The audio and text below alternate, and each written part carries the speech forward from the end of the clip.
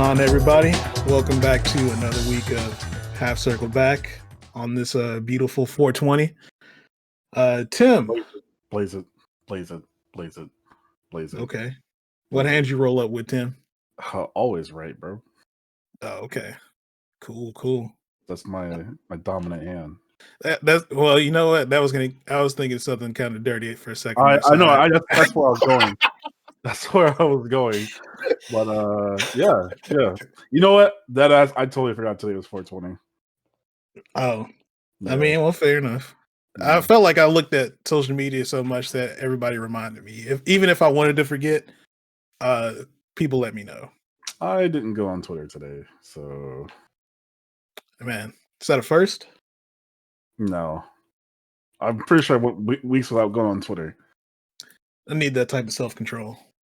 Honestly, I have to kind of check to just pass time at work sometimes. Even if I didn't want to, like if I'm like, I'm never gonna use this shit at my house, I gotta do something sometimes at work to kill time. I don't know, bro. You got like 8 tabs of Twitter open at your place.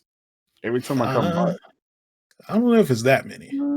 Bro, you have like a fucking website you use with different Twitter posts on your 4 monitors. I'm trying to feel like what the hell are you doing?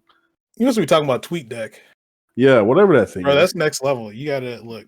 Never mind. I'll put you on TweetDeck. You know what I'm saying? I'll put you on that. I'll probably need it for my burner account. You know what I'm saying?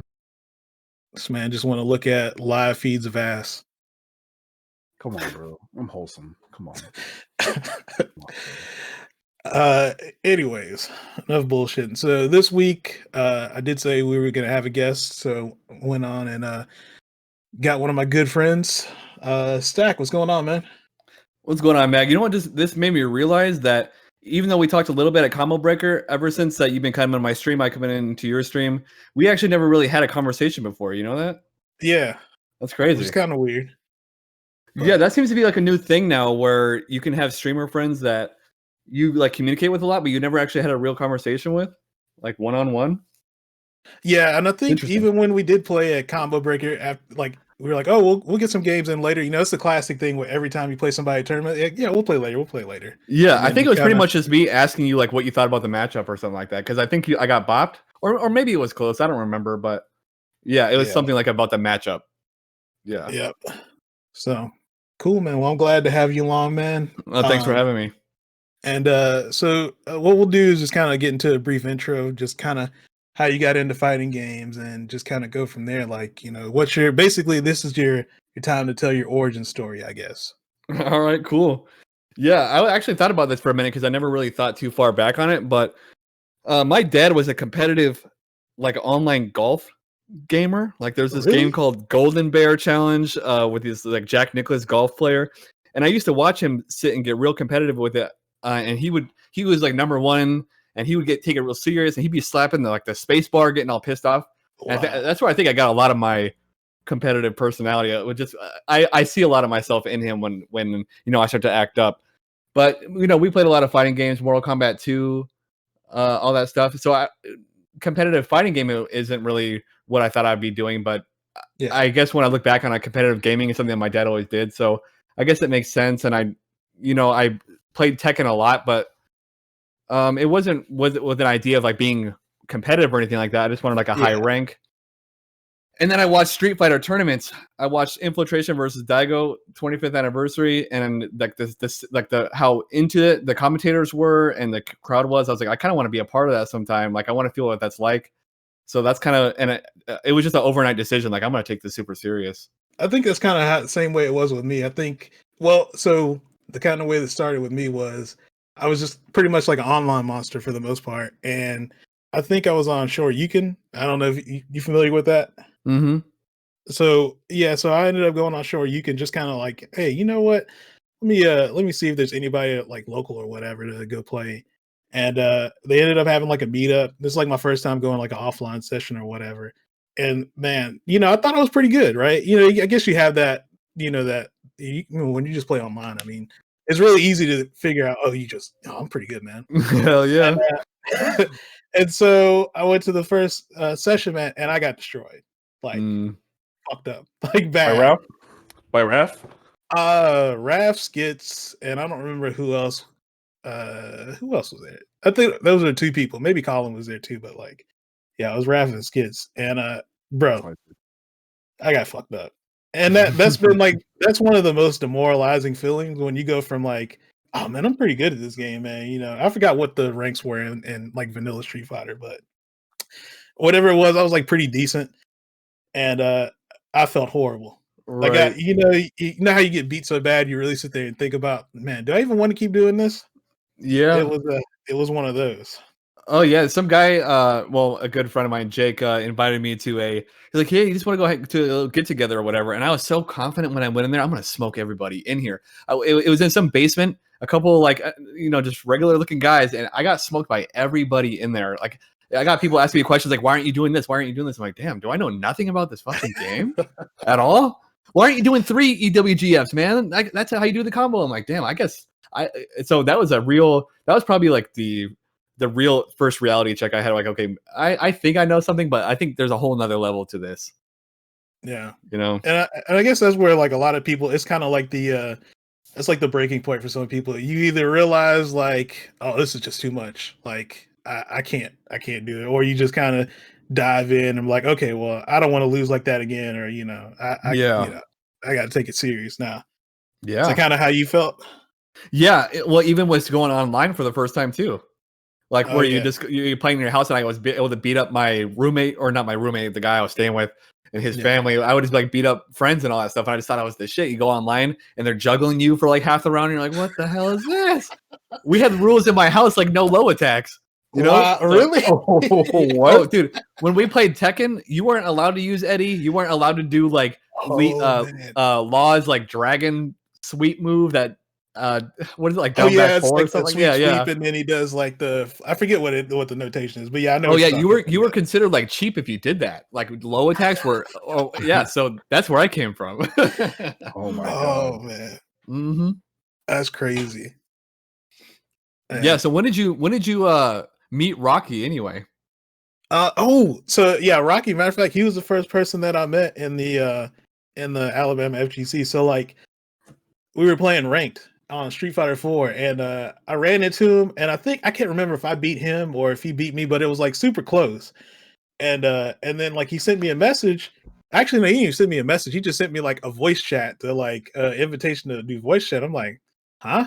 I'm like, all right, well, what the fuck is this? So I hop in. He's like, hey man, good games, man. I was like, hey, yeah, good games, man. He's like, where you from? It's like, oh, I'm from Alabama. He's like, oh, me too. And I'm like, oh, what part? He's like, I live in Prattville, and he lives in Montgomery, which is like 20 minutes. And he's like, oh man, we should meet up and play sometime, man. And me, I mean, I guess I'm not thinking about it like, man, I'm just gonna go meet a complete stranger from the internet to go play games. But yeah, it was just like just a coincidence. We just happened to run into each other in rank, man. And yeah, that's Tim. Are you from Alabama too? Not originally. Are you from that local scene? But yeah, I am from that scene. So I got there around like, I guess Marvel 3, so about 2012. It's like 2011, I guess, right? 2010. 2011. Yeah, 2011. Yeah. So like, and I met like Dick Slicer, like Raph, and Thomas, Pollywood, all those guys. I'm just gonna brush past that name. Dick Slicer? Yeah. No, I would not. D Slicer, Dick Slicer, Richard Slicer, whatever you want to call them. But yeah, so like, I wasn't playing Street Fighter 4 like that. I was like, I gravitated more towards Marvel, and so like it was just like my thing. So I met those guys that way. And then like when I started getting into Street Fighter 4, I think it was like the tail end of Super. That's when I met Nice One, and then I started playing with Dick Slicer and all those guys, and then I met Greg. What, 2014? Yeah, that's probably when. I mean, I think I kind of just seen you around before, but yeah, I think we actually started talking in like 2014. Yeah. And so, yeah, man. Ever since then, it's just been 4H Tim and Mags everywhere with me and my Rose and T-Hawk. So, yeah. The 3-month Rose. Shut the fuck up. Cool. Well, how'd you get? I guess you're from the Chicago scene, right? Yeah. So It's my first scene. Yeah. Hold on. So- Before we Oh, go ahead. deep dive into it, I gotta ask this question. So I heard you used to battle rap. Is this true? That's not true. Are you lying to me? I know. No. I think that probably came from the fact that I can write bars, but Okay, I never like. Okay. I thought no, about no. it, but I don't think I'm made for that kind of shit. Because someone said some whack shit that I don't like. I don't. I just don't. I don't know why people subject themselves to that, but I don't have what it takes to hear people talk about like my family and shit like that for no reason. Okay, well, can you drop some bars? No. You gonna put him on the spot? how about here? Like, we got some time between now and when we end the episode to write some bars down while you're telling your story. I want to hear. Okay. You just gotta give me something to work with. Just give me something to work with. We'll kind of formulate it. We're going to talk along. about. Okay, I got you. How about here's Right. the topic. You ready? And I think Greg is gonna definitely agree with this topic: scamming. Okay. So we need you to write some bars about scamming people. Okay. All right. Well, I'll put that in the cache. All right. We'll talk about. Got you. Yeah. So how'd you get into the Chicago FGC? You know what's crazy, man? Things have been such a blur lately that I'm so off with even like my months and stuff that I'm totally off track about everything. I can't remember the last time I worked, and I was so wrong about it with my boss. Like, I'm having a hard time recalling things that happened before this pandemic. It's really weird, but oh yeah, if I can remember correctly, yeah, man, and things have totally changed. Like my trajectory has changed. Like the way I'm doing things is totally different. But we'll get on that later. But the Chicago scene, I think Ignite Gaming Lounge. I don't know if you've ever been there before. No, I know about it, but I've never been. I always wanted to go because it's kind of the spot out there. But yeah, I just never went. Okay, now I remember. Yeah, so Frosty Faustings 9 was my first ever tournament. I don't know if everyone has this, but when you go to your first tournament, you kind of like think of excuses to not go because you're kind of like intimidated. It's like just crazy to kind of go there if you've never been in it before. But I just went. I went 0-2. I left, and then I heard about Ignite, and I went there just for more XP because that was at the very end of Street Fighter 4. But I still wasn't good. I had a couple months of training, but I just, people have been playing for so long, I couldn't keep up. But Street Fighter 5 came out, and I had an edge on more than like the average person at Ignite. So I did well, but then I ran into like the real deals like GLB. Like I beat him game 1, and I thought like, yeah, I got this place on lock, and then I didn't win again. So that was, that GLB was like the first person I like had an interaction with, and he, kind of, it stemmed from there with everybody else. Did you, I guess, I was trying to think about it because my first tournament, I went with like a group of people, but I don't know if I could handle going to a tournament by myself for the first time. That is a bit overwhelming because it's like you're going into a whole new environment. You don't know what to expect. It's like that seems kind of rough. Yeah, I think it was called UFGT before Combo Breaker. I'm sure you know that. Yeah. I went there as a spectator to kind of like, just get a feel of what it was like. I just went there just to get a feel, and I saw people like Eli the Curry before I knew who he was, and I saw all these personalities that I came to realize are actual people. Like Flo, didn't know who he was, saw him, and I was like, I just didn't know who these people were.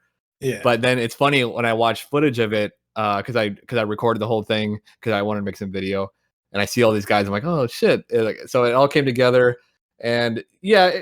It was an experience. It didn't like dissuade me. It just kind of made me think that I need to go harder. So it was a good experience. I think the next question I kind of want to get into is so, obviously you play Street Fighter 5 and you play Akuma.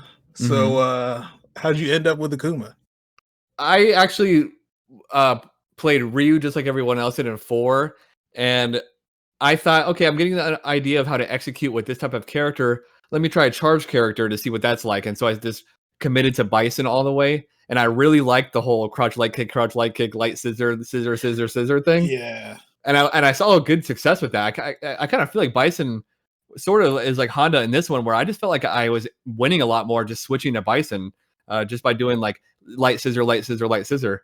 And then I just asked someone, that I thought of as a good player. Like, you know, who is someone I could pick to like take me to the next level with execution, but it's like a really strong character. And he's like, you should try Kuma out if you really want to like test your execution out. And like he requires a lot of attention because of his low health. I'm like, okay, I tried him out, Yeah. and I ended my Street Fighter 4 career with like a 30% whenever, so I never got strong with him, even though I tried my hardest.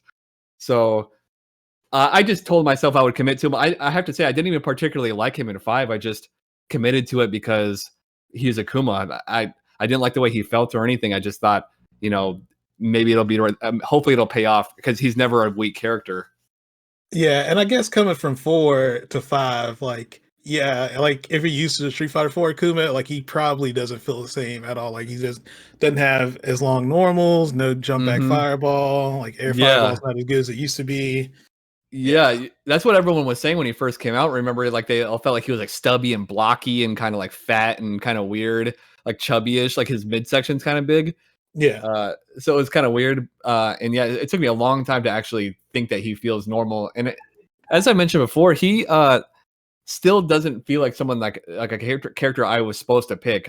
I just kind of like forced it that way. I feel like sometimes. Huh. Yeah, that's an interesting way of looking at it. I guess I've never like, usually if I play a character, I know within like the first few minutes or like maybe like day 2 or whatever, whether I'm gonna stick with it or not.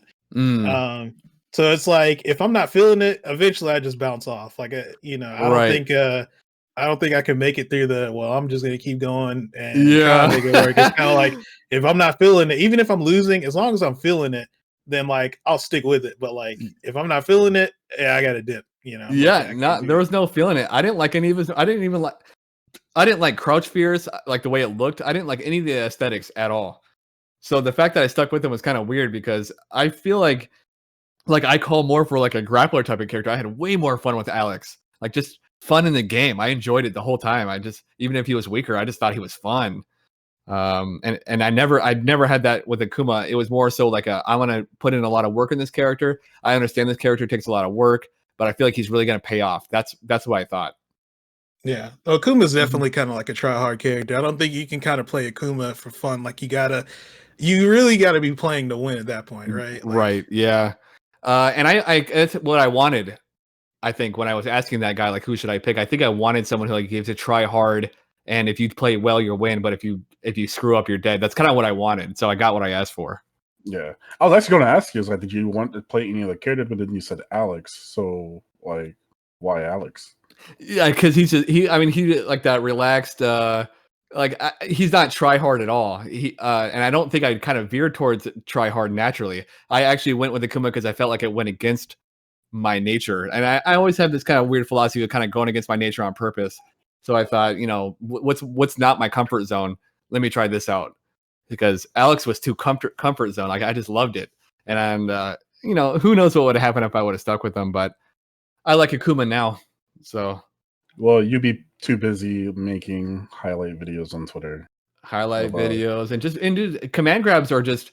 I like command grabs. You know, command grabs are fun. Like, yeah, they are. I never played a command grab character until Street Fighter 5, but yeah, really, it's pretty fun. I'm not gonna lie. Who did you use in 4? I can't remember if you told me that before. I played Viper for like a majority of the game, and then like the last 2 years, I picked up Elena as a secondary. And, really? So yeah, that's pretty much. I played Viper and Elena. And you got the nerve to tell me that I just picked Rose because she was cheap. I already called it before. Like when they showed all the characters coming out for Ultra, I was like, "Oh man, Elena looks sick. I'm gonna play her." I didn't even know she was gonna be cheap. I played her at the beta that they had at UFGT that year, and I was like, "All right, yeah, I think I'm gonna stick with this character." And I mean, hey, look, just happened that she was cheap. You know, I didn't know that. You know, I'm glad I never had to experience that. I still was like in a new, really like early phase when that whole thing happened. So I never had to experience like, I don't even know what I was talking about at that time. Yeah, she would have made you hate the game.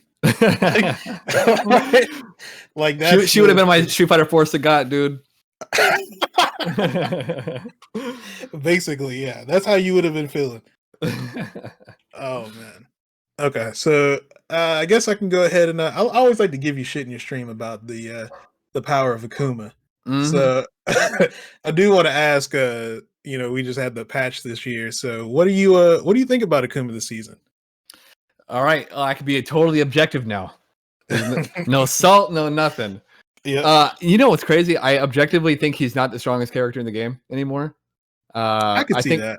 I think there's a lot of characters who have not the quite the amount of versatility he has, but just the same amount of strength and reliability.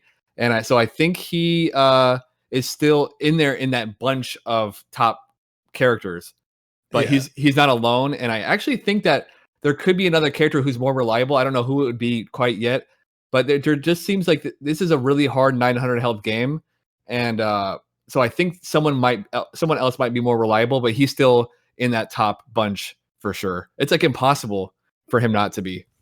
yeah. He just has too many tools. Mm-hmm. Yeah, Um, kind of like Rashid, right? You think because like Rashid has been like nerfed like multiple times, but for whatever reason, like Rashid is still like top tier. Yeah, that's actually true. He doesn't really seem to have as many options as Kumo, but you're right. He does feel like he has the same kind of like freedom or something like Yeah, that, where he can play very liberally. It seems like, yeah, yeah, yeah, he definitely had like that's the thing with characters like that. They have answers for pretty much everything, right? And then they have good V yeah, triggers. So it's like he how do I want to say it?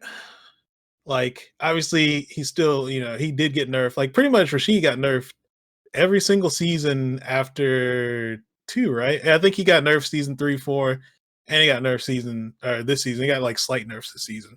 But yeah, I mean he's still good. And like I feel like he's kind of like the sleeper top tier. Nobody really talks about him because for the most part, there's only a couple like really strong yeah. He Rashid players. totally disappeared. Him and And Akuma have totally disappeared, dude. It's weird.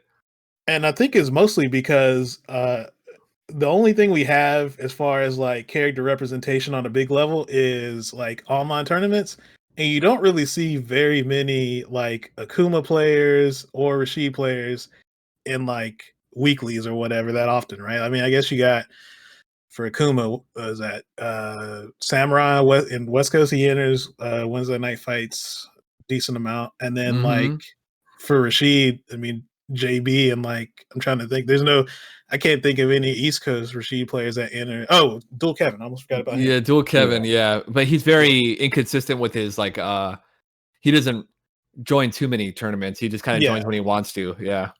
yeah. Whereas like I think if it was if we had like offline right now, we would still be talking about him because like there's several very strong Akuma and Rashid players that go to tournaments pretty often. So yeah, probably I be was actually talking just more gonna. about I them. was actually. Oh, sorry. Go ahead.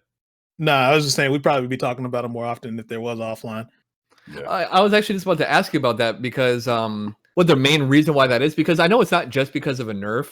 Like half of the Rashid players that were online didn't just stop playing because of a nerf, because they were losing already. So it made me Yeah. wonder like what exactly is the reason why. And I think you're right, where it's just like you have players that you aspire to be like, or maybe that you just look up to as an influence, and when you don't Mhm. see those, that's the same reason with Tokido playing Urian more often. That might actually be a big reason why a lot of like the more, I don't want to say casual, but like less try hard players maybe just see him switch and will think like, well, maybe this is why I'm losing so much because I'm using damn Akuma. That's what Oh yeah. you're like. That Yeah. could be it, because I mean it's not a coincidence, man. Like we play and there are a lot less Akumas and Rashids and even like people like Abigail, which is weird because Abigail's really good. But it's just like you're right. I think you're right. The tournament representation is like probably everything. Yeah, I feel like probably the mid-level Kuma players probably just hopped over to Ryu because that was kind of like oh well he got buffed. I see everybody Mm-hmm. else playing Ryu. Let me go ahead and go to him maybe. Yeah, the interesting thing is though, I don't even see them playing other characters. I don't even see the same names anymore. Is the weird thing. So it's like Oh people see it and they kind of like had fun with it while they could, and then it's like, well, I'm not gonna really do this anymore. It's not worth it. But I don't know what it is, but like I only run into, well, I don't even really run into him anymore. And Rashid's like the craziest one, because that character is so strong, and every time I play a good one, I'm like, damn, this is such a good character, and you just do not see him anywhere. And I wonder what that is like.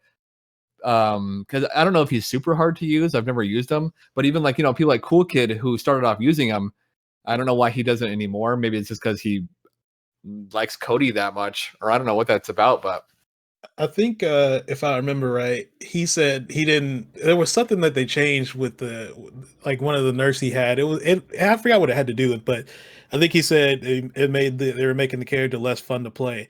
And I think the issue with Rashid, and it's kind of like the same thing as Akuma, I want to say, where like they have very strong tools, but they're very easy to beat if you know the answers to it. So it's like you kind of have to, in order to be good with them, like you really have to like know how to play like matchups. You can't really autopilot with either of them and like do particularly well. Like most people who've played the game this long pretty much know that matchup at a base level. So it's like you can't really get away with gimmicks anymore. And then like they nerf both of those characters. They nerfed the really easy stuff that was like, you know, like Rashid crouch heavy punch, EX whirlwind shot, Akuma, you know, full screen red fireball, activate, you know, stuff like that. Like they got rid of that, so it's like you really have to be good to do well with the character. You know, you can't just just pick them up and just do a bunch of shit and just beat people.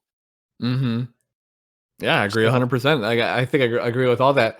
That was the only substantial one I think on Akuma, right? Like the only one that was like sort of like a total game changer was that, right? Or is there? I'm trying to think of I think the like other the side switch. Oh yeah, that was obviously, yeah, good call. Yeah. That was the straw for a lot of people in the Discord. That Discord's mad quiet right now. It's crazy. That reminds me of like the fallout from the Birdie Discord after the crouch medium punch nerf. I mean, like everybody was just like, "This character's dead. Why would they do this?" Blah blah blah blah blah blah. Yeah, which I guess could just be like, you know, people. It might have been like a really really big part of their game plan. Like, all I do is crouch medium punch anti-air. What the hell am I going to do now? Or like, all I do is red fireball activate. Like you're taking out a big part of my game, and I don't want to like relearn a whole new thing. That's why the side switch I think was so big. I actually hated it at first because I thought that was like a fun part of the character, not so much like the strength, but I just thought that made him like cooler. But it's the side switch is only hurts in certain matchups. Other than that, it's not that big of a deal. And it's not like he can't side switch. It's just you have to do different things if you want to side switch now that are less optimal than like what it used to be. Right. So there's the people who are willing to adjust, and then the people who don't really feel like committing to like adjusting to a whole new thing. I think like the real big habits. Mm-hmm.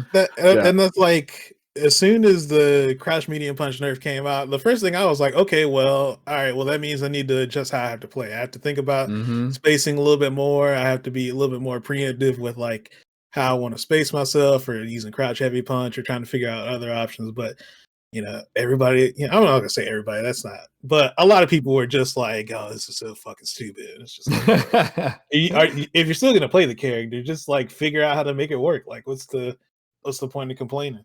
Yeah, that's true. And but then also there are a lot of people like how I used to play Tekken, where it's like you get home, you turn on the game and you play it for a couple hours, but you're not really trying to like learn the ins and outs of the game. You just play to beat people up or like do cool shit.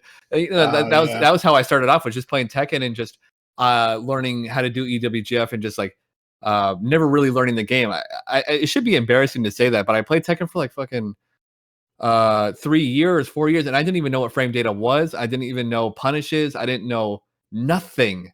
And I didn't even know the things I doing were punishable by numbers. It's like when you don't understand something, you don't see it. So it's like people getting punishing, like we play these diamond players and we wonder like, why are these guys doing these things that are punishable? It's like, man, they might not even see that they're doing that. You know, like where is this damage coming from? They might not even like looked to think about where this damage is coming from.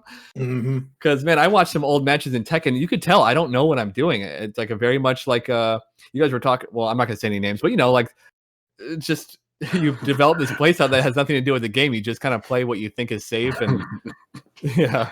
Or I guess you just do what works, right? It's like you kind of start coming up with this like a flow chart where it's like, okay, when I do this, people usually do this after, and then this is like I can do this to beat that or whatever. But it's like that's kind of how you play it. But it's like you don't understand the risk reward. You're just kind of just doing things because you know I think this works here. You know, it's not, but it's not based on any rhyme or reason really, other than it might work.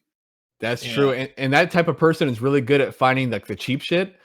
Like I don't know if you ever played Tekken before. A little bit. But Heihachi and Tekken 6 had this sidestep 2-1 thing, and just learning that alone, I would just spam it because it was safe on block and it was a sidestep, so it would sometimes dodge what the guy was doing. So I would just sidestep 2-1 all day, and so I found myself really easily able to find the stuff that always worked like that. Like I would knock people down, then do this charge punch attack, and it would just hit way more often than it should. But I would never beat the people that it wouldn't work on. So I would, and I would never adjust. I would just keep trying it and just lose, embarrassing. But then then I would just blacklist them. I ain't doing this. So yeah, I'm not doing this again. Yeah, I mean that's the reality, man. It's like you play. All people play for different reasons, and I'm always giving people shit at my stream. But I know at the end of the day, I'm the only one to blame for like however things turn out, and people play for different reasons, and not everyone's like a super try hard, super competitive person. Some people are just trying to have fun out there, surprisingly. Greg is super try hard, don't worry. No, I'm definitely not super try hard. Oh, okay. You're a really good player, and I think you try hard when you are like dialed in. I don't think you go out of your way too much anymore, maybe, or I don't know. You could speak on that. I've been uninspired myself to like train outside of like just playing the game, but I can tell you've had several years of learning how to lock in to a match because of just your focus, your level of focus, and how long you can do it. That's like a skill in itself. So there was at least a point when you tried hard for sure. Yeah, well, like I don't know. I think I tried hard, but it was the big problem with me was I think I just didn't know how to not learn, but I guess the way I would improve was just I was like just hours put in type person. Like I would just beat my head against the wall to try and figure out something, but that's not necessarily the best way of going about learning. Yeah. So like instead of going about it and trying to analyze how I got into situations, what are my options when I get put in situations, I was really bad about, well, I'm just gonna keep playing until I figure it out. And it was just like I wasted so much time doing that. That's pretty much how I played most of Street Fighter 4. It was just kind of like, and I did okay in that game towards the end of it, but like I still didn't like get to where I really should have got for as much time as I put into the game, which is why I took like a different approach with Street Fighter 5, where I got pretty analytical, where it was like, okay, well, I'm gonna make sure that I know when I'm in this situation, this is my options, this is the other person's options. If I do this, they can do this to beat it, but then I got this as a counter. So like I do a lot of that. And I don't do it well, I guess because I haven't been like super active in tournaments lately, but when I was, that's pretty much what I would do a lot, is kind of just watching situations and like trying to figure out, oh, well, this person did this in this situation. I wonder what I could do to beat it, just kind of doing things like that, because that helped me out because, once I think about stuff like that, it's a little bit easier for me to like, make decisions in tournament match. So it's like, because I'm like, oh, I know this, I've seen this before, versus like, oh, this person just caught me off guard with some shit I just never thought about, So. Yeah. I mean, even though Punk sounded kind of crazy when he said practice takes skill, it's actually true. Like to practice correctly takes a little bit of skill. You can't just like walk up into a video game and know how to practice. You got to actually figure out how to practice. And I think that's probably an issue a lot of these newer players have, is like, even though we make it seem easy, like, oh, you just go lab it real quick, and they don't even know what the hell we're talking about.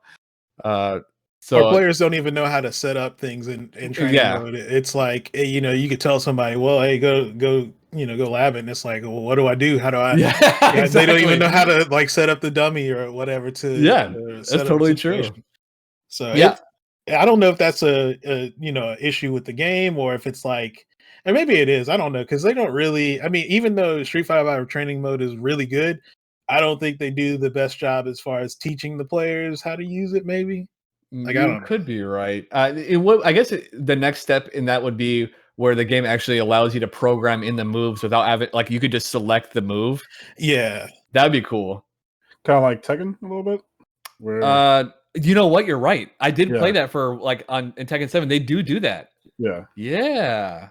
And then actually, is it fucking Guilty Gear that has like the literal interactive replay function? You guys know what I'm talking about? They just added that to I think plus R, where you can actually go into a replay and then pick up from that point and then try and like you basically get control of the character. So if you want to say, oh, well, they got hit by this, what are their options? Oh, I think I got cut off for a second. There you guys are. My bad. Yeah. Oh, it's all good. I think it's in plus R they got the replay option now where you can that's the future, man.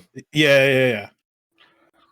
That's one of those things that everyone had the idea of, but I guess maybe you didn't think it would ever be implemented. But everyone kind of had that idea. Like, imagine if you can kind of stop a replay and just like change what's going on right there. That's so tight. Yeah, it'd be a nice feature for the next Street Fighter. But the thing, you know what the thing about that is, the easier these functions become, the harder the landscape becomes. So everyone's like thinking like, oh, this would be sick because it's giving me an advantage versus everyone else, but then everyone else has that same advantage. So it's like the meta gets even crazier because now everyone knows the counter to the counter, and so the meta grows on top of that.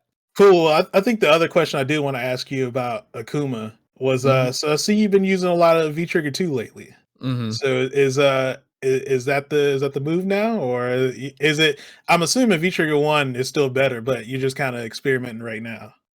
Yeah, I'm just wanting to I want to become proficient with it, and then so I can make a judgment on whether or not they're actually good for the matchups, because I think people use things for a little while, like, I don't think this is worth it. So I really wanted to explore it for a while before I actually say it. And I have to say, I'm like half and half with matchups, but I want to get to a point where I can think about it before the match and be like, which one should I pick here? Instead of just thinking like always V Trigger 1, because the only shitty thing about Akuma is it's just V skill 1, V Trigger 1 all the way. Yeah. There's never any variety. So I just believe this is the season where maybe there needs to be some diversity. Instead of picking a sub character, maybe it's time we just learn a different route, because Akuma still has all the things that you need. You just got to be willing to find new options and new ways to navigate matchups. So I think when it comes down to it, I'll probably still use V Trigger 1. Like right now, I would use V Trigger 2, but I'm gonna go back to V Trigger 1 and figure out, with my better usage of V meter, figure out how I want to use it in certain matchups. Like Sagat, for example, is a good one because I play it so much. Where I think V Trigger 1 probably still might be the call on that one if I just use my V meter better. But that's kind of was my approach. Is I just wanted to learn how to use V meter better with like a 2-bar V trigger. Just figure out, because you don't want to dare V reversal with Akuma, because you'll lose the precious V trigger. So it's taught me a different way of playing, essentially. Yeah, and I guess because you got a 900 health character, I'm thinking about even with Birdie, I can burn like a V reversal and I'll still get it because he has 1050 health. So it's like, it's not a huge deal, but when you like 900 health character, you kind of V reversal. You might not get it. Yeah. So what would be the I guess what are some of the advantages that you think V Trigger 2 has over V Trigger 1? You were able to get 2 V reversals and still get it, or pop it early and still get a little bit of usage of V meter. Lack of awareness is a big thing, and plus, like in my opinion, hard knockdowns are just was a big thing about V Trigger 1. It was like hard knockdown, the setups, and for some reason I just see a little less value in that than I used to. So I really thought I want to be able to use my fireball more often, and I want to be able to cancel my fireballs to get out of the corner with the EX fireball and to teleport. So I think just giving me that new approach is can actually take Akuma a little bit further, even if I end up going back to V Trigger 1. I just feel like it's giving me a new way to look at the certain matchups. Like I was talking to F Champ during our long set, and he just really thought the idea of me keeping fireball was a good idea, and so I've been really trying to branch on that. That makes sense. And I guess some of the hard knockdown stuff, did any of that get nerfed by V shift? I guess because I don't know if you do like meaty demon flip palm. If I V shift it, is it pretty much like you can't really do anything to stop it? I would yeah. Oh, so it's like it's pretty free if you do it. Yeah, you could do something like you could do a demon flip slide to beat it, because it'll like react late, and then you can kind of slide the recovery. But like situations like that sweep 50-50, anything with like air fireballs, you could just V shift to air fireballs. So it's not like that was something that I depended on anyway, which is jumping in with air fireballs. But I just feel like each usage of the V trigger is like so valuable that you can't just like whip things out, and people just like whip the fireballs out. And I just noticed with V trigger 2, you just have a little bit more liberty with it. You know what I mean? Like, so that's what I've taken away from it. And who knows, maybe V trigger 1 is still like this shit, but I'm having fun with it now. And frankly, to be totally frank, I'm a little bit bored with the game right now, just a little bit. But I just play so goddamn much, dude. I was So. about to say, yeah, I guess that's kind of the thing, because I mean, you should pretty much stream full time now, so like you're playing the game at least 4 or 5 hours a day, so Right. it's 5 days a week. That's a lot. It I is. can see getting burned out that way. Yeah, I mean, just like unless you're committed to becoming like a top player, there's no reason to do that if you're just trying to do it to for whatever it might be, content, or just get that grind time in. Mm-hmm. It's overall not worth it. If there's anything I can say about the 5 years I've been playing Street Fighter, just as you said before, with kind of like pounding your head against the wall, it's like, you really want to go into everything with a purpose, and if you don't, you're usually going to regret it. And that's easier said than done, because I still do it every day. So, you know what I mean? I get it. Yeah. All right, cool. Tim, did you have anything else you wanted to ask Stack before we move into CPT stuff? Yeah. So you do the oh my god, I totally forgot what you do. The name of it. The player battles. Stream team battle. Yes. Oh yeah. So where did that come from? Like, what made you come up with like that idea to like do that? So I've been thinking about this for a while, because as I mentioned before, things have been so blurry lately that's even hard for me to remember like just a couple months ago. And this whole thing's pretty new. And I try to ask myself, like, what the fuck did this even come from? And what I think it stemmed from is like just seeing how outdated, and that's not to say it's a bad thing, but we just took the offline format of tournaments and just tried to translate it online. And honestly, I don't think it's optimal. I see these online brackets, and I just am not. I'm not personally involved in it. I'm not intrigued by tournaments. I don't care to watch them, and that's just my own personal thing. But I thought to myself, like, what would be something that I want to watch? Like it could take away a little bit of the competitive edge, add a little bit of fun to it, and not make it so serious. Or someone just goes 0-2 and oh, that's my night. Like I think it's just a little bit dated. And so with this format, not only does everyone get to play, but they even get to play when they're done, because they have to be there for their teammates. So it's not like I go 0-2, oh, there goes my $10, I'm done. I think that's a little bit dated, and I just wanted something where people can actually have a good time, and it's still competitive. It still sucks when you lose, but your night is more than like 10 minutes long on a tournament. That's really what I aimed at, was something that I thought was entertaining and what would help others. I think one of the coolest things about Stream Team Battle is the fact that no matter what the rank of the player, you have some stake in, the overall success of, or, basically the success of the team.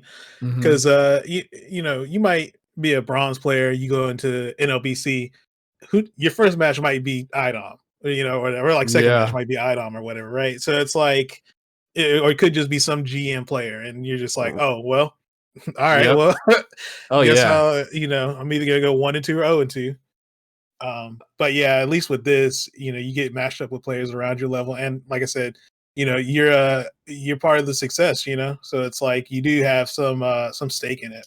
I actually don't even like to tell players at the end, but if you think about it, some of these matches that we've been having where they're really close, it's like if the silver player were to win one more game, then they would have tied it up and made it so they didn't lose that match. So it's like actually those early sets mean a lot, because a lot of times it's a 3-0 in one way or the other. Yeah. It's like if you didn't get 3-0, you just kind of cost your team right there, bud. But you can't say that.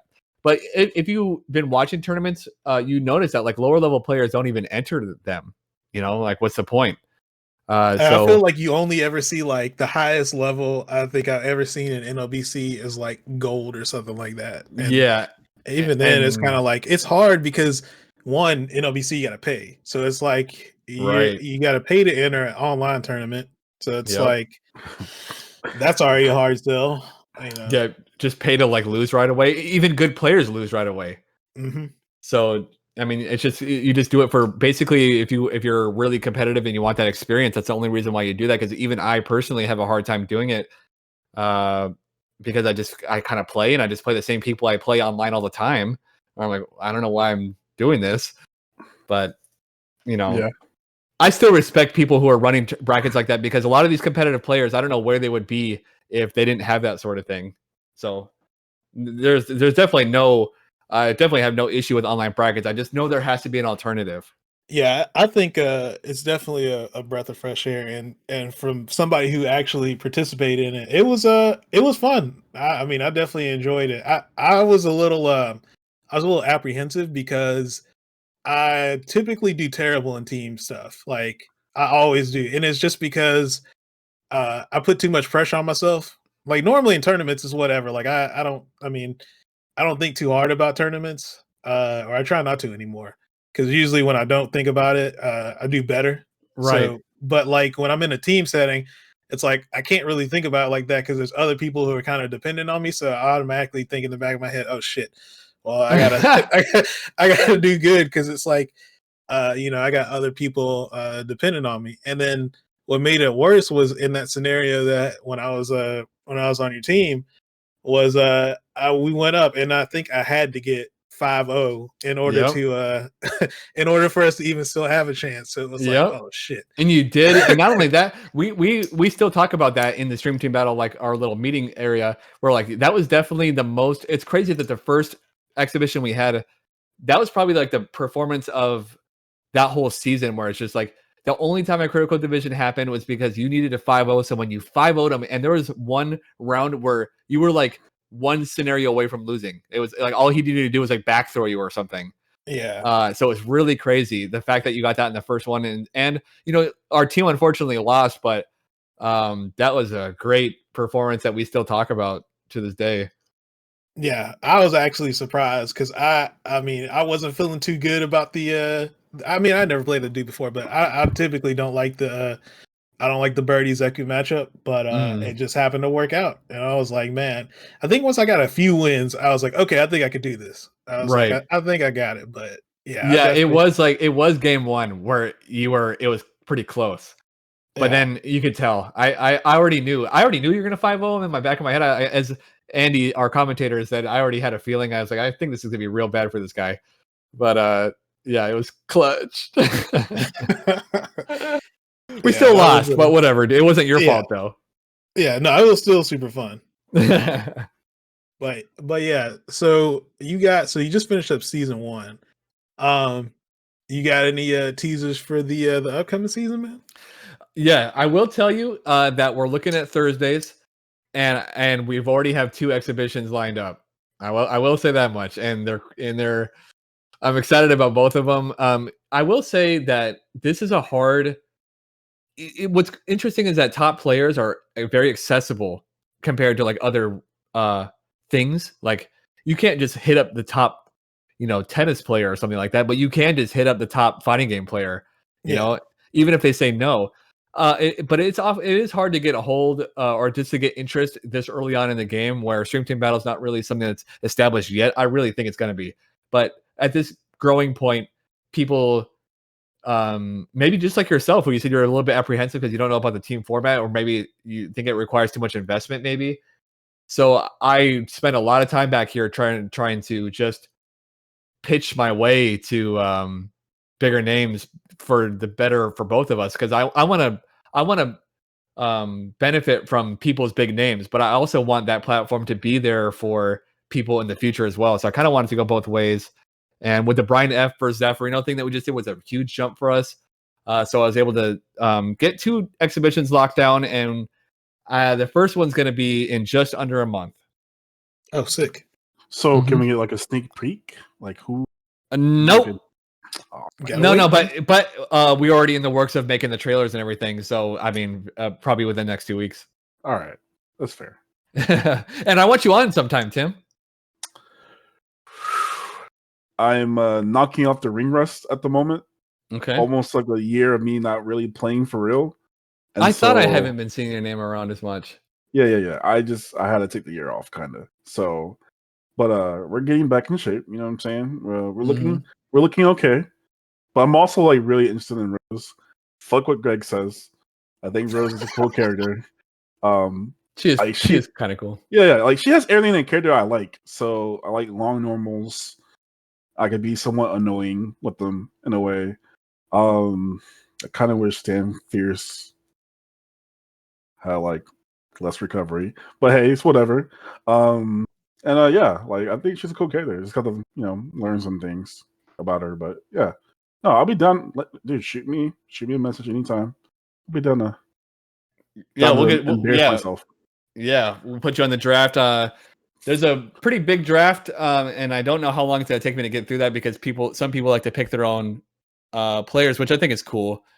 But yeah, there's a lot of people on there, and I guess I could, if I haven't mentioned it before to you, Mag, there is going to be hopefully the big picture thing is a stream team league where it's like actual concrete teams that are on and come back for like a large prize pot. That's it's actually going to be a pay to play sort of thing. Like you like registering a team for like your local baseball league or something like that. Like I want it to be like a real thing where you invest in a team that starts off at a certain rank. Like if you start off at gold, you stay in the gold rank even if you've leveled up. So you're like kind of committing to that and then learning through being on the team. That'd be a cool future goal that I have. That'd be sick. All right, Yeah. I want to put Mags on the spot. Hey, okay. Hey, will you pick me up? You want to play him? What? Do you want to pick me up? You want to pick me up, bro? Go. We'll talk about that later. Oh, fuck you! Holy shit! Oh my god! We've traveled up and down these roads together. Oh my god! No, I got you, Tim. No, fuck you. I know you're not gonna do it. Look, I've disappointed Mag so many times in tournaments, bro. Where we'll be like, all right, man, Bam on top 2. I'm like, yeah, man.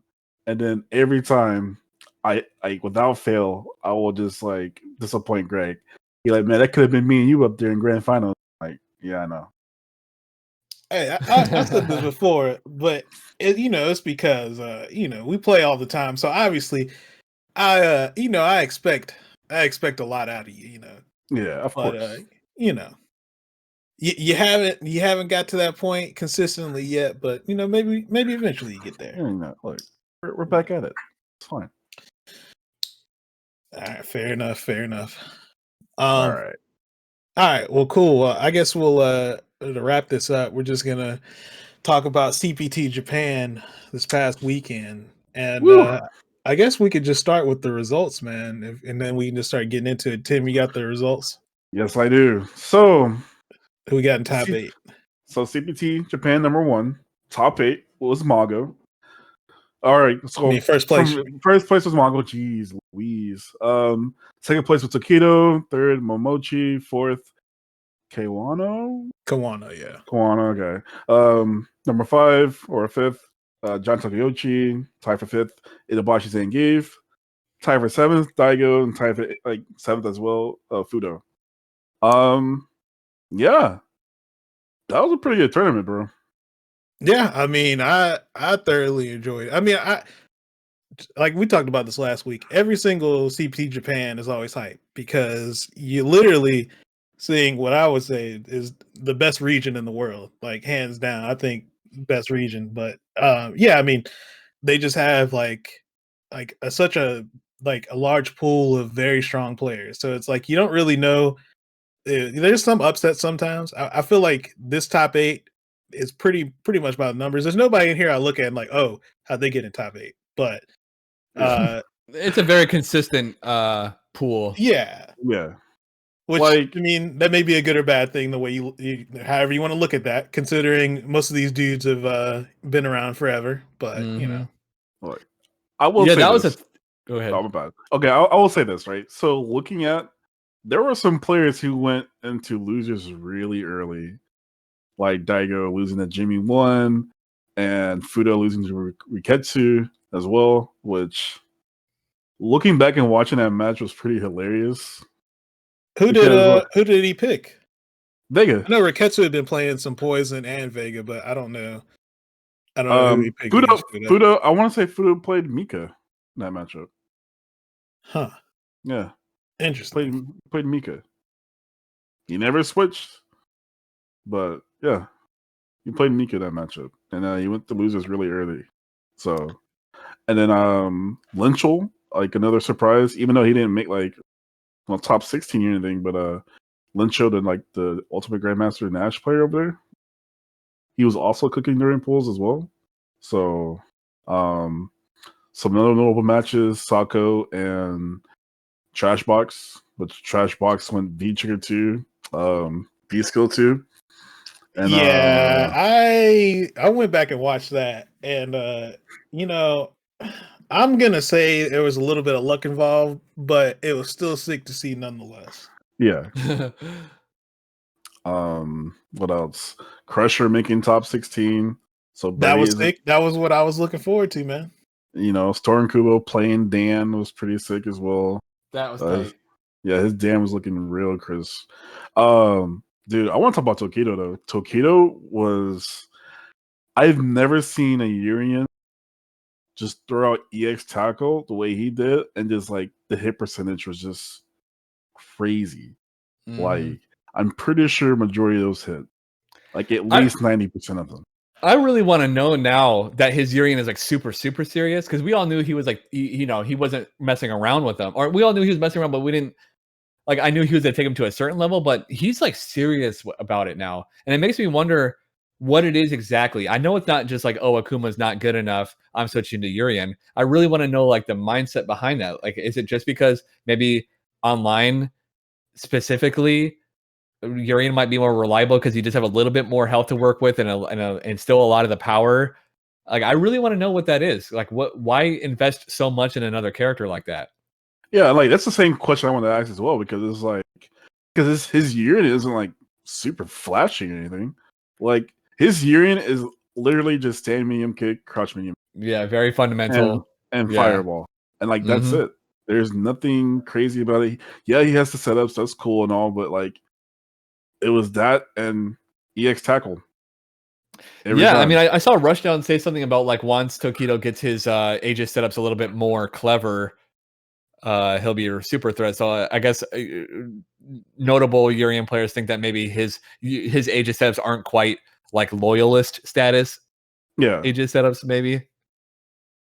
What do you think about that, Mag?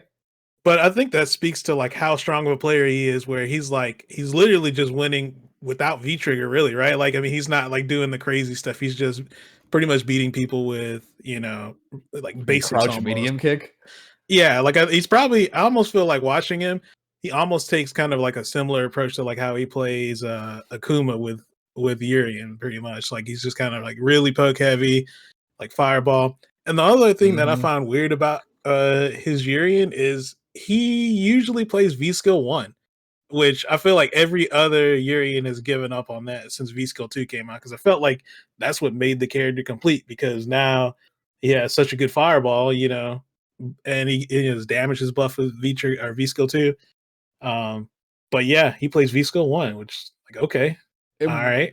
Was he using it to like with his headbutt most often? I actually didn't really watch too much of his Urian. Does he use it for like the headbutt armor?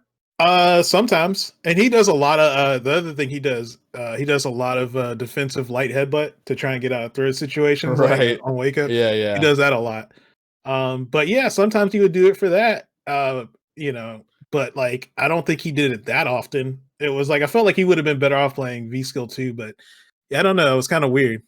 There's got to be some reason, I'm sure people have asked him that in his stream, like why all of a sudden are you using Urian so much, and maybe it just comes down to I just want to, like he's just a strong character that I want to take up, maybe.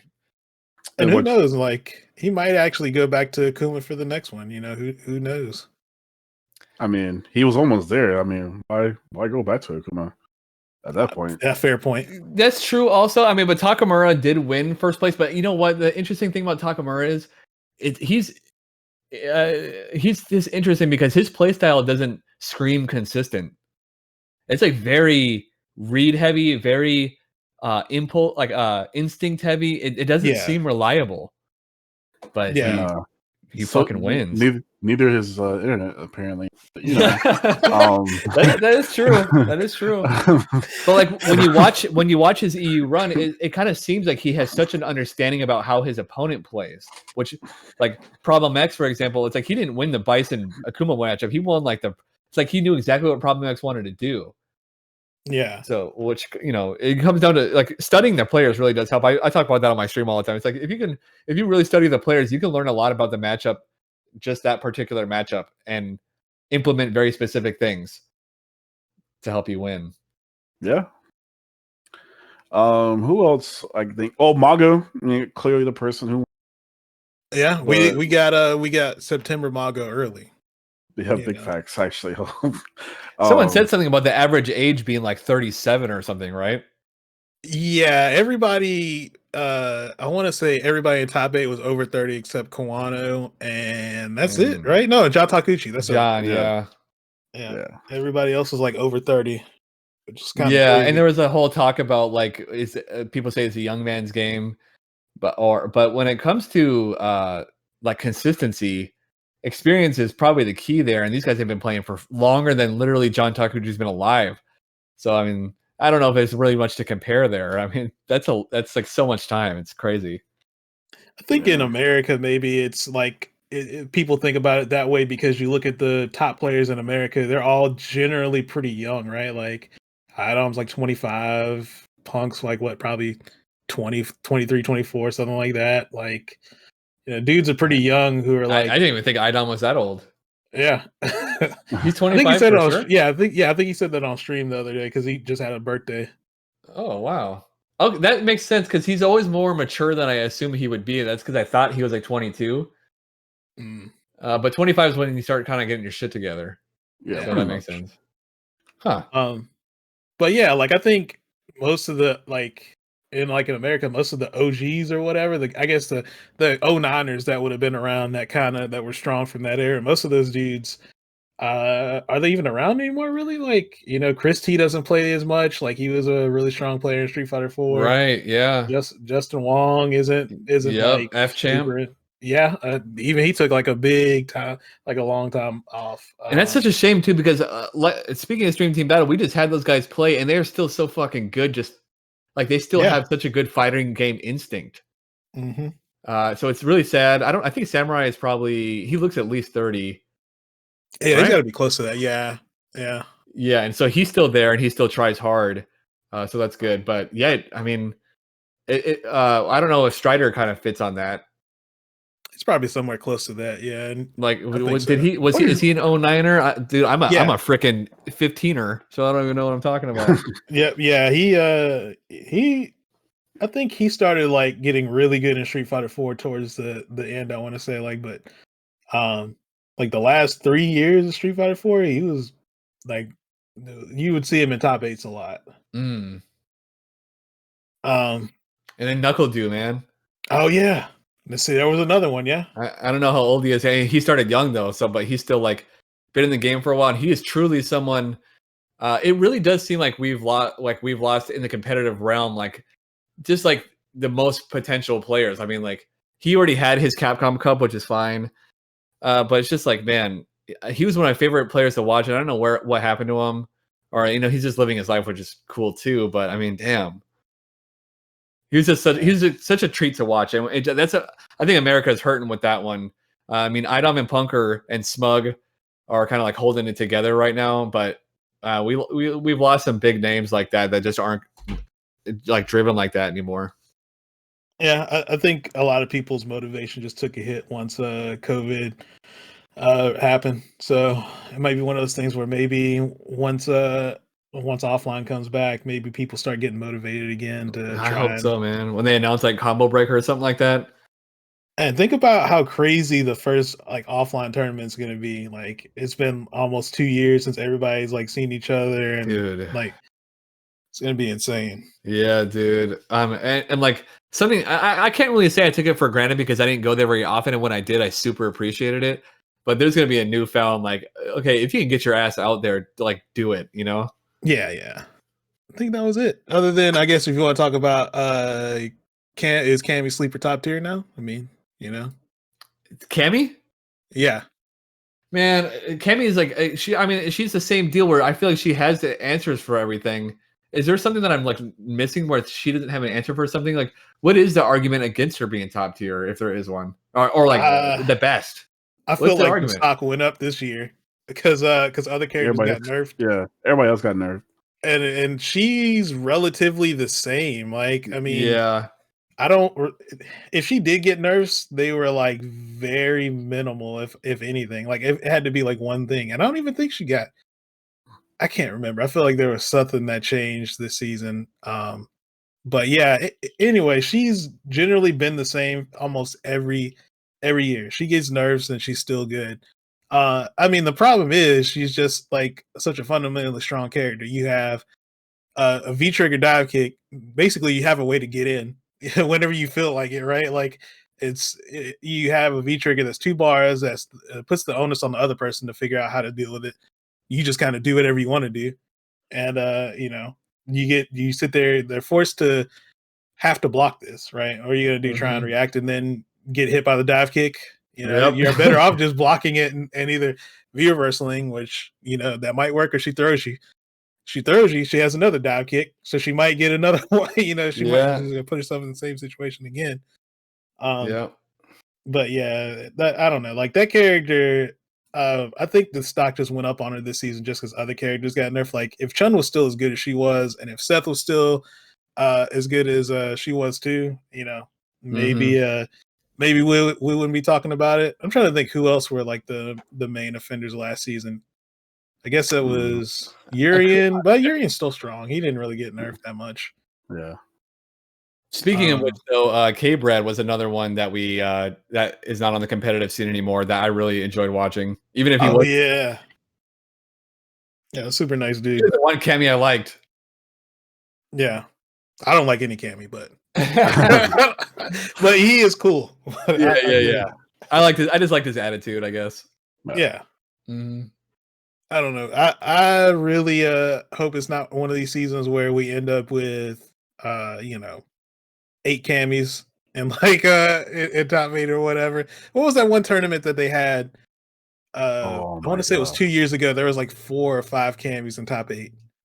It was like East Coast Throwdown or something like that? No, it was something in Japan or China. I forget what it was, but yeah, there was like 4 Cammies in top 8.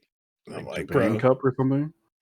No, I wasn't Japan. I forget. Either way, but yeah, I'm hoping we're not going to be like that. But judging based on like CPT Japan 1, character diversity is pretty good. I mean, you look at it. High, I think actually.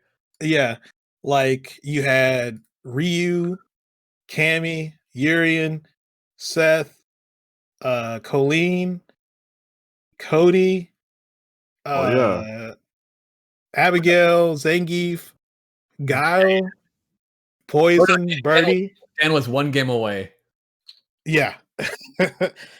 Like, there was a lot of character diversity, man. Yeah, I think that's probably that was always been one of Capcom's goals in Street Fighter V was to have just a really diverse cast that you can kind of pick whoever you would like. I think that's what their end goal was. I always had a feeling about that too, even though season 1 wasn't indicative of that because you had that one tournament that had literally, I think, a whole Chun-Li top 8 or something like that. I don't remember what it was. Yeah, I know what you're talking about. Yeah, and Ryu too. I mean, and I think they were trying to do that all along. And I was just actually complaining about that this morning. It's like, man, you go on ranked, you're just fighting all these weird characters constantly. And as much as I'm complaining about that, it is a good move for spectatorship, especially. So you're not watching Chun-Li versus Chun-Li, Chun-Li versus Chun-Li, Cammy versus Cammy. It's actually like always some different. Like we watched Poison versus Dan, and then like just everything's different. So I mean, it's a good move. It's a good move. Yeah, I think the game's in a really good spot now. Like it took them a while to get there, but and considering this is the last season, I mean, it seems like it's a pretty good way to go out. Yeah, the online thing really sucks, but hopefully we get one more year of offline Street Fighter 5 because like I want to experience this meta offline. Oh yeah, I want to watch it offline. Like, I want to compete as well. Don't get me wrong, but like watching top 8 offline is something that I miss the most. Even watching it on Twitch, just watching like the offline energy is totally different to me. Nothing beats like having that person right beside you. Mm-hmm. And they just play different. Like everything just feels a little bit more different. Like it's like more visceral. You know, someone might rip the hat off someone's head and like toss it or some dumb shit. You never know what's gonna happen. Or like, yeah, just there's no real life meta.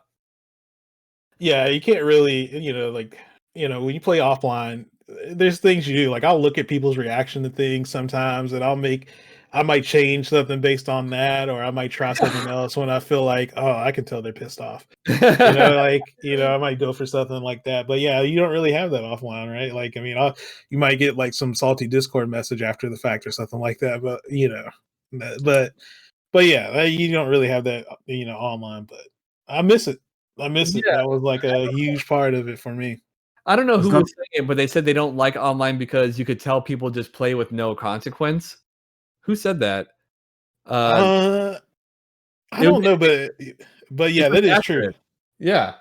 Everyone plays a little different, like because there's just not that much on the line. Like when you don't have to spend money on anything and you can just sign up for whatever, you just kind of play however you just want to play. There's no investment. Like when you had to go offline, you go there, you pay $50 just to get in the damn place. Yep. And you're not going to go in there and just act like a spaz right away. Like every match really matters. So that's a big part of it too. Whoever said that, it was a good point. Yeah, when you spend $80 to enter a tournament, you think a little bit. You might think twice before holding up forward when you have 10% like. You don't even think twice about entering. Maybe. Yeah. What? I'm still gonna hold up for it.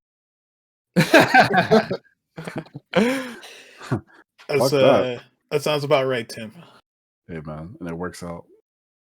But when it doesn't, though, then I'm going to my room. Oh, nothing like that post losers bracket walk to the room, huh? Oh boy. Well, first of all, for me, like, look, I don't know why every like offline tournament I go to, I always lose like losers round one, and I always have like this losers run in every tournament I'm in. It's ridiculous. I think that happened to me like KIT like 2018, where I lost first round. Yeah, I think I made like 9th that year. I think from like just losing and losers like round one right away. So, yeah, man, I like losers. Oh, you're better than me then. Yeah, I hate losers. I love losers. Look, dog, no one cares. That's the opposite for me at that point. Like I feel like I have to care then. It's like, oh shit, well I can't bullshit anymore. Like I gotta actually. I mean, I care. Like, don't get me wrong, I still care, but it's just not everybody else cares. Because they're like, well, fuck it, they're gonna throw their dick on the table. So it's like, okay. I actually think that you knocked me out of the bracket, Mag. I think that was losers bracket. It might have been, and I remember you told me, he was like, "Oh, yeah. Rocky told me about you," and I was like, "Oh, you know him?" And you're like, "Yeah, we play all the time." Yeah. Oh, you know what? I just remembered that our matches were really close because you did wake up fucking armor. You did wake up EX bullhorn, and I don't remember what happened, but I ate it, and I just remember like that was a pivotal moment right there. I was like, oh god, yeah, I remember that. Sounds like something I would do. It was such a pivotal moment too. Like that was a game changer. Like it was either that works and you win, or it doesn't work and I win. But you got that, and then I couldn't regain my composure. So game over. Yeah, that's and that's like I think. Had you ever plot like a really good birdie in that matchup? Okay, yeah, it's like one of those ones where, because like I've played that matchup a ton, and it's like if you're not used to it and you fight like a good birdie, it can be kind of rough. Well, I was using Korean at the time. I was using dude, I think I was using Korean. Really? I swore it was Akuma. I might be misremembering. I have a shit memory. Oh no, it definitely wasn't Akuma. It was either Alex or Korean.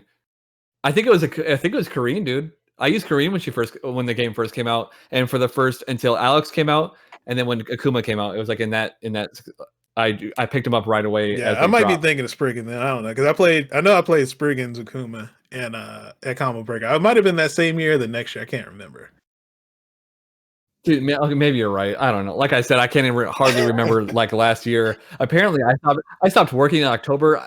I've been telling the unemployment office I stopped in June, and I genuinely thought that. So I mean, I'm messed up. Hey, I get it. All right, cool. Well, shit. I think that's about it. About time to wrap this up. So, Tim, you got anything else you want to say, man? Well, this is the end of the show, and we definitely talked about this before we got into talking about you. But where those bars at, bro? I was. Is he really gonna call me on this? Well, I just want to thank you guys for having me. But we're not gonna waste too much time with this white bitch diet. All right, guys. No, I appreciate you guys having me on. Look forward to Stream Team Battle in the future. I've already had Mag on. I want to have you on, Tim. But thanks for having me, and no problem. Cool, let man. me chat it up. You want to plug your socials or anything, man? Yeah, at Stack Bradford, everything. YouTube, Twitter, Twitch. That's where Stream Team Battles happen on twitch.tv/Stack Bradford. So look for that in the next month. Well, 1 month away. All right, cool. Tim, where can the people find you at, man? Well, you can definitely find me on Twitter at 4HTim. You can find me on Twitch at twitch.tv/4H_Tim. Catch me playing some Street Fighter this week. Besides today. Today I woke up too late, so I just kind of like did some things on my own in training mode. But yeah, definitely throughout the week. Probably start around like 9 a.m., 10 a.m. every day this week, just playing. So yeah. All right, cool. You guys can follow me on Twitter at BoomboxZero, Twitch at twitch.tv/Magnegro with a 0 instead of an O. And yeah, if you guys are listening to this on Spotify or Apple Podcasts or whatever your favorite, podcast streaming service is, if you can drop a review, only takes a second and it helps us to get the show out there a little bit more, and it's free. So yeah, do that if you can. And if you have anything you want to add to the show, you can hit us up. You can either hit me up on Twitter or you can send an email to halfcirclebackpodcast. Hold on. I fucked that up. halfcirclebackpodcast@gmail.com. And yeah, yep, that's it. So anyway, thanks again, Stack. Appreciate it. And hey, thank you, Mag. Yep, yeah, it was a good talk. Definitely enjoyed it. So, all right. With that, peace we will out. call it for a week. Peace out.